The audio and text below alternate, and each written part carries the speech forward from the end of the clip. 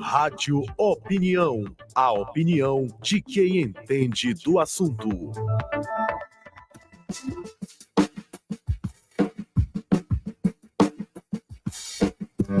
Hoje o Rádio Opinião vai abordar uma questão seríssima na nossa sociedade, que é justamente a discriminação racial e também o combate à discriminação racial. Para isso, a gente trouxe aqui a advogada Sânia Aquino. Sânia, bom dia, seja bem-vinda ao Rádio Opinião mais uma vez, né? É verdade, mais uma vez aqui na Rádio Universidade. Adalberto, muito obrigada. A Mayra também, muito obrigada aí pela recepção de vocês, pela recepção da Rádio Universidade.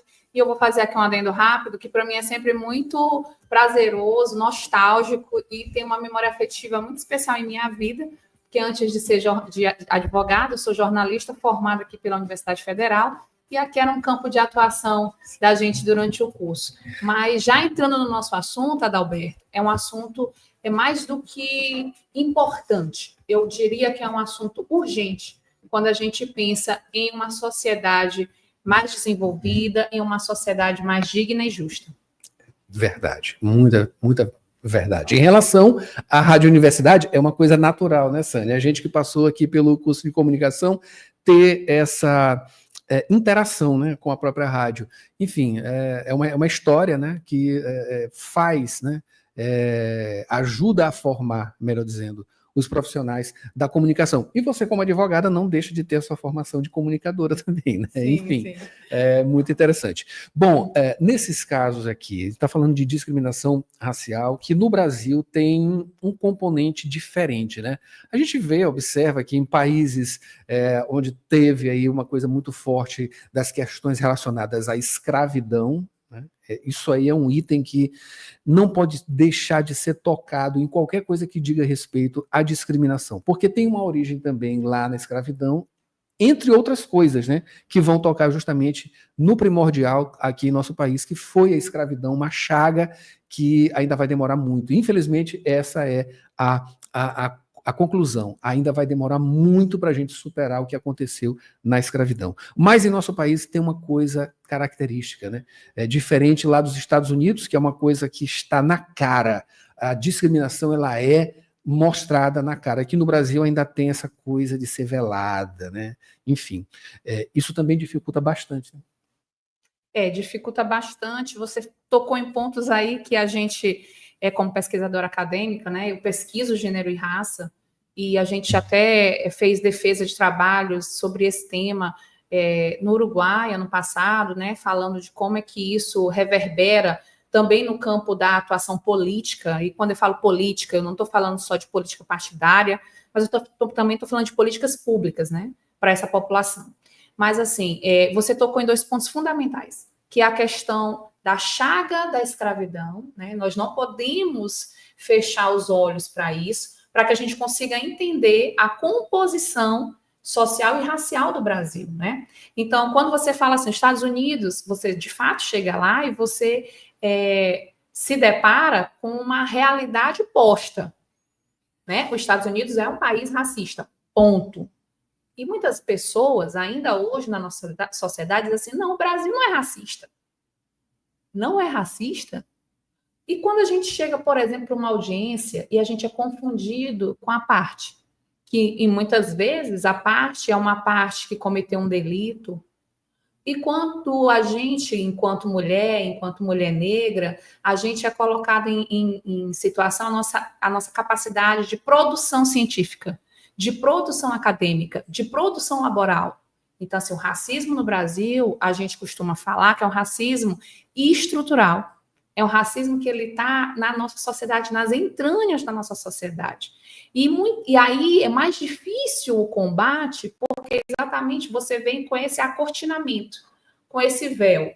Né? Eu prefiro dizer que eu não sou racista, eu não quero admitir que sou racista, mas em algumas circunstâncias eu acabo desviando o meu olhar para essa questão racial. Né? Isso aqui no Brasil, outro dia até estava conversando com uma colega que passou por uma situação muito delicada em um grande supermercado aqui de São Luís, né? E aí a gente se pergunta, bom, se aquela colega não tivesse o conhecimento técnico que possui, o arcabouço intelectual, será que ela conseguiria ter uma reação àquela situação?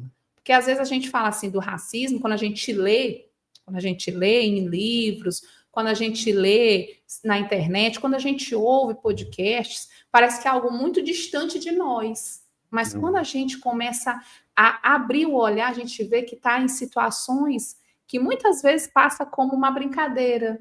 Eu estou só brincando. Mas, na verdade, ali não é uma brincadeira. Ali é uma tentativa simbólica de se sobrepor pela raça, né? E é um crime, né? E é um crime. E, assim, o que é mais incrível é, assim, ó, a gente que milita nessa área de direitos humanos, né, nessa área de minorias, a gente observa o seguinte: os crimes que envolvem minorias, e aqui a gente fala do racismo, mas a gente também fala da pedofilia, a gente também está falando aqui da violência contra a mulher, são crimes que a sociedade olha e diz, nossa, que horror. Mas, se a gente parar para pensar, esses crimes, eles são conversados no dia a dia? Eles são conversados na mesa do bar? Eles são conversados na minha família? Eles são conversados nas reuniões de colegas de trabalho, de colegas de pesquisa? Ou eu sei que eles acontecem e eu faço de conta que não ocorrem, porque é pesado demais eu admitir que sou racista, eu admitir que sou sexista, eu admitir que um colega ou alguém que eu conheça é um pedófilo ou pedófila. Então, assim, de fato, a sociedade brasileira, ela passa, sim, hoje por um momento de construção, e eu acredito, sim, que daqui para a próxima geração a gente tem aí uma geração com uma outra mentalidade. Já tem mudado, né? A gente observa até mesmo nas políticas públicas implantadas que já existe essa construção, porque não é mais socialmente aprovável. Eu não consigo mais dizer que um casamento que na década de 60, de uma pessoa com 20 anos, 30 anos e uma jovem de 15, não é um estupro de vulnerável. Eu não consigo mais. Né? Então, se a gente parar... Já não passa mais batido. Não, né? passa mais. É por isso que eu te falo que essas violências contra as minorias, que a gente trata que não são minorias, mas são maiorias, são violências que muitas vezes o próprio Estado, ele, de alguma forma, tornou aquelas violências não violências. Legitimou, no caso. Exatamente. Porque, imagina só, vamos aqui. Eu acompanhei um caso de um cliente.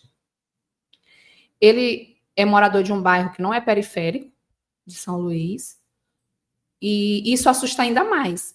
Porque num bairro de periferia, isso é corriqueiro. E, infelizmente, quando você pede um Uber para a periferia, a depender do horário, você nem consegue pegar. É como se aquelas pessoas que ali morassem estivessem estigmatizadas. E, na verdade, estão. E, na verdade, estão. É uma reação justamente ao estigma. Porque você observa o seguinte, por exemplo, aqui a gente tem uma periferia, né, várias periferias em torno da universidade, e a gente observa o seguinte, ninguém pode dizer que horas vai ter algum acometimento de saúde. Você não consegue precisar. É uma situação que você não consegue precisar. Mas dificilmente, se alguém de uma periferia de São Luís chamar um Uber 3 horas da manhã, porque está passando mal, ele vai, infelizmente, vir a óbito se a causa de saúde for agravada, mas ele não terá o atendimento de saúde. Porque ele não consegue se locomover para ter. Né? E aí, como eu te falava, só para a gente finalizar e você dar prosseguimento à entrevista, esse caso desse cliente foi muito emblemático, porque ele não é um morador de periferia, mas ele é um preto retinto, e chegou o pessoal da empresa de energia elétrica para fazer um corte na energia da residência dele. Sim. E aí ele se identificou enquanto um morador daquela residência, e mostrou a conta paga. Né? E aí, o que foi descredibilizado era se ele de fato era morador daquela residência. Mas você habita aqui ou você mora com alguém aqui? Você mora com a sua sogra? Você mora... Tipo assim, você é um agregado nesse espaço? E ele me procurou. E eu fui com ele. À época, a injúria racial ela não era um crime imprescritível, inafiançável como é hoje. E eu fui com ele a uma delegacia de polícia, um plantão central. E chegando ao plantão central, quando ele começou a fazer o relato dele para o escrivão de polícia civil, o escrivão começou a descaracterizar. Não, mas isso aí não é porque você está muito sensível. Talvez ele não falou nesse intuito, e não sei o quê. Aí amenizou a situação. Aí, não, isso aqui não dá para enquadrar. E eu calada, não tinha me apresentado enquanto advogada, fiquei ali acompanhando. Quando ele terminou de tentar modificar o depoimento, né, o depoimento da vítima, eu perguntei para ele, eu disse, deixa eu lhe fazer uma pergunta. Aí ele disse, só pode fazer. Qual é a sua função aqui? Eu sou escrivão. E qual a atribuição do cargo de escrivão de polícia? Aí ele ficou, eu escrever. Não cabe ao senhor julgar. Até porque o senhor nem delegado de polícia é. Que seria a autoridade policial que investiga. Ela não julga, ela investiga. Sim. Então, isso é muito sério.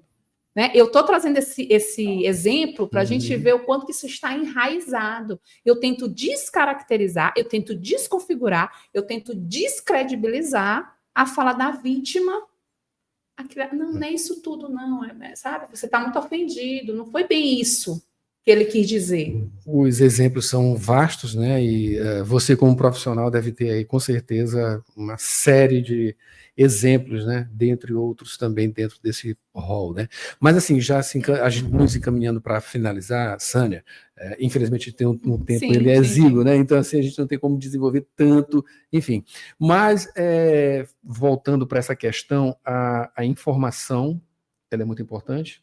É isso? Então as pessoas estão se informando mais, informações estão chegando às pessoas, mas elas também estão indo atrás, né? Enfim, e isso tem a ver também com a autoestima, que hoje em dia, enfim, através de muitas coisas culturais também, a própria música, né? Ela leva não só a música, mas também o acesso ao ensino superior, entre outras coisas, né? Elas dão autoestima. É um autoconhecimento, conhecimento da sociedade e busca de informação, que não deixa de ser informação. É educação, informação, tudo aí andando junto, né? Para se modificar esse quadro que é extremamente cristalizado em nossa sociedade, né? É uma luta gigantesca, longeva, que ainda tem muito tempo, mas já foi iniciada. Enfim, para a gente finalizar, eu queria que você falasse justamente das expectativas, né? Justamente nesse sentido. Temos mais parâmetros para que essa luta seja menos desigual? Temos. Eu costumo dizer que eu sou muito otimista, mesmo num cenário pessimista. Né? A gente está falando de algo aqui que é muito... É seríssimo, muito sério, né? Mas eu sou otimista. Exatamente porque está ocorrendo isso que você falou, esse movimento de letramento racial da sociedade. E isso é muito importante. Né? A gente vê crianças hoje tendo o prazer de ter um cabelo black. E isso é muito, muito importante. Porque essa criança lá na frente, ela vai ser o próximo juiz. Sabe? Ela vai ser o próximo presidente. Ela vai ser o próximo governador. Então, assim, é ela quem vai estar lá. Ela é o futuro da sociedade. Essa é a meta, né? E assim... A expectativa também. E assim, sobre números, parâmetros... Né? O que a gente pode ter hoje? Se a gente for observar de 2024 para cá, houve um aumento de 300% nos casos de denúncias de crimes raciais. De onde é isso? Do Disque 100, que é uma plataforma federal, do governo federal, né, para crimes de direitos humanos. Então, houve um aumento de 300%. E nesse número, quem mais denuncia? As mulheres. E aí a gente para pensar e analisar esses números. O que está acontecendo? Antes não tinha? Então, quer dizer que a questão da injúria racial ter se tornado um crime inafiançável, imprescritível, agora está aumentando ao invés de diminuir? Não, o que está acontecendo é informação. As pessoas antes não sabiam, as pessoas antes toleravam. Hoje as pessoas sabem que é um crime e elas vão lá e denunciam. Isso dá força para a vítima denunciar. Então, o Estado hoje passa por esse movimento. Outra coisa muito importante, só para a gente aqui encerrar, que os estados brasileiros, assim como ocorreu com a rede de proteção à infância e juventude, assim como ocorreu com a rede de proteção à mulher, está ocorrendo também uma movimentação de políticas públicas dos governos estaduais e municipais para que se crie uma rede de proteção racial. Por exemplo, aqui no Maranhão, vamos recortar, aqui no Maranhão a gente tem uma delegacia especializada de crimes raciais. Ah, não é um departamento. De fato, não é um departamento, mas isso nem existia. Então, a gente começa a ter avanços. E isso é muito importante, porque essa pauta não toca só na advogada que vem aqui falar, não toca só num cliente que sofre uma injúria racial ou um racismo, ele toca na sociedade. Então, quanto mais a gente tiver uma sociedade de fato igualitária, a gente caminha para uma sociedade que tenha menos agressões. Como, infelizmente, a gente observa hoje que a gente vive uma cultura do ódio, não só nos ambientes virtuais, como também nos ambientes presenciais. Passa de um para o outro, né? Acaba influenciando um espaço virtual para um espaço real, digamos assim. Para a gente finalizar, Sânia, tem essa informação aqui que está na manchete do site do Jornal Pequeno. Tribunais passam a adotar julgamento com perspectiva racial em todo o país. Uma coincidência, né? Você vir aqui Sim. e acabar de sair aqui essa informação. Trazendo aqui, a partir de agora, juízes e juízas de todo o Brasil deverão considerar o impacto das desigualdades raciais ao proferirem decisões judiciais. Essa mudança, no caso, decorre da aplicação efetiva do protocolo para julgamento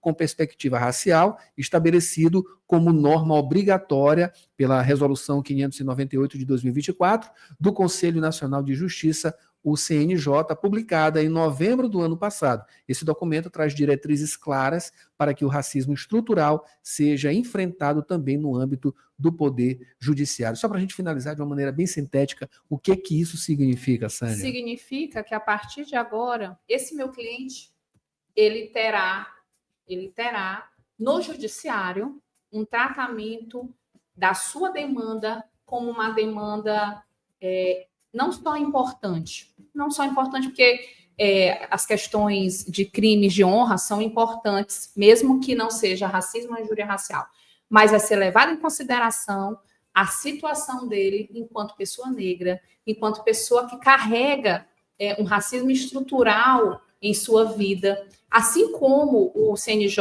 editou o protocolo de julgamento com perspectiva racial, existe o meu protocolo com perspectiva de gênero, que é exatamente que obriga, isso aqui não eu não tenho uma faculdade, ele obriga todos os operadores do direito. Então, assim, é algo que a gente pensa assim, mas que resolução boba, o que isso muda? Não, todos os operadores de direito, os promotores de justiça, os juízes, desembargadores, advogados, defensores públicos, assessores judiciários, todos serão obrigados a analisar casos a partir desse protocolo. E isso é uma política estrutural muito importante, porque o judiciário brasileiro comete ainda hoje inúmeros casos de crimes nas suas decisões. Muitas vezes você vê um jovem da periferia que passa, por exemplo, por um reconhecimento inadequado. Ele passa por... Imagina, você pegar um caderno com várias fotos em preto e branco e você vai dar para uma vítima que sofreu um furto ou que sofreu um roubo mesmo, né, ali com muita violência. Aquela vítima tem condições de, olhando uma foto 3x4, ela teve ali, ficou frente a frente com aquele delituoso, ali 5 segundos, 30 segundos, ela tem condições de, olhando fotos 3x4, dizer categoricamente que aquela pessoa, ela cometeu um crime contra ela? Então, assim, são questões, mas aí a população negra, o jovem da periferia, muitas vezes ele é preso sem ter nem antecedentes criminais por um crime que ele não cometeu. Levando a erros judiciais também. Então, eu fico até emocionada e digo que em tudo tem um propósito. Eu estar aqui no dia de hoje falando sobre isso e a gente ter uma notícia dessa tão boa para a nossa sociedade. Felicidade a nossa também, felicidade para os ouvintes, né, que estão acompanhando a gente aqui também. Bom, infelizmente a gente tem que finalizar. Bom, eu recebi aqui a advogada Sânia Aquino, falou sobre discriminação racial e também combate à discriminação racial. Sânia, muito obrigado pelas suas informações, tá? Eu que agradeço. Só um lembrete, gente. Sim. A gente está no Julho das Pretas, tá? Importante data. Você que está aí ouvindo, procure se informar sobre esse movimento do Julho das Pretas. Empodere mulheres pretas, porque o empoderamento de mulheres pretas também é um importante empoderamento em nossa sociedade. Obrigada. Maravilha. Bom, e assim finaliza o Jornal Rádio Universidade. Mayra Nogueira assume agora a sessão das 8 e muita música boa para você. Nesta quarta-feira, dia 16 de julho, a gente volta amanhã com mais informações aqui no Jornal Rádio Universidade. Quer ver, rever? É só ir lá no nosso site, www.universidadefm.ufma.br, então diretamente no YouTube, Universidade FM 106. Um bom dia a todos e a gente volta amanhã. Tchau.